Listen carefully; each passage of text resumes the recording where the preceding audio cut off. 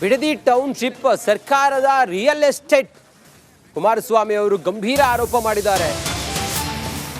ಡಿ.ಕೆ. ಶಿವಕುಮಾರ್ ಅವರು real estate ದೊರೆ ಅಂತೇಳಿ ಹೇಳಿದ್ದಾರೆ. ಸರ್ಕಾರದ ವಿರುದ್ಧ ಕುಮಾರಸ್ವಾಮಿ ಅವರ ಆಕ್ರೋಶ ಇದು. 3 ಎಕರೆ ಇದ್ದ ಆಸ್ತಿ 1,400 ಕೋಟಿ ಹೇಗಾಯಿತು? ಈ ಬಗ್ಗೆ ರಾಜ್ಯದ ಜನರಿಗೆ ತರಬೇತಿ ನೀಡಲಿ. ರೈತರು ಕೂಡ ಡಿ.ಕೆ.ಶಿ ಅಂತೆ ಶ್ರೀಮಂತರಾಗಲಿ.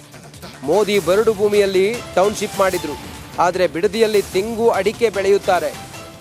ಬಿಡದಿ ಬಳಿ ಉತ್ತಮ ನೀರಾವರಿ ಸೌಲಭ್ಯಗಳು ಇವೆ. ಇಂಥ ಜಾಗದಲ್ಲಿ ಟೌನ್ಶಿಪ್ ಮಾಡಿ ಏನು ಮಾಡ್ತೀರಾ? PPP ಮಾಡೆಲ್ನಲ್ಲಿ ಟೌನ್ಶಿಪ್ಗೆ ಮುಂದಾಗಿದ್ದಾರೆ.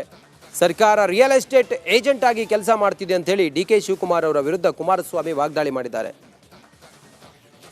ಇಲ್ಲಿ ಮಾಡ್ತಾ ಇರೋ ಕಾರ್ಯ ದತ್ತ ಅವರಿಗೆ ಒಪ್ಕೊಂಡವ್ರೆ.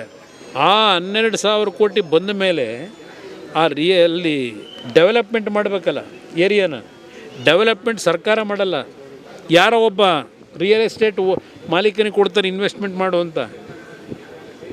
ಇಲ್ಲಿ ಮಾಡ್ತಾ ಇರೋ ಕಾರ್ಯಕ್ರಮ PPP ಮಾಡಲು ಅವನು ಡೆವಲಪ್ ಮಾಡ್ತಾನೆ. ಯಾವನೋ ಇನ್ನೊಬ್ಬ ಡೆವಲಪ್ ಮಾಡಿದ್ಮೇಲೆ ಅವನೊಂದು ರೇಟು, ಅವನು ಮಾಡಿರೋ ಖರ್ಚು ಹೇಳ್ತಾನೆ.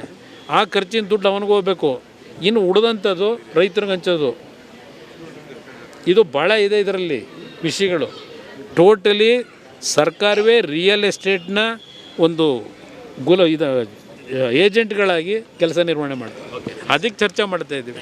ದತ್ತ ಅವರಿಗೆ ಒಪ್ಕೊಂಡವ್ರೆ. ಆ 12,000 ಕೋಟಿ ಬಂದ ಮೇಲೆ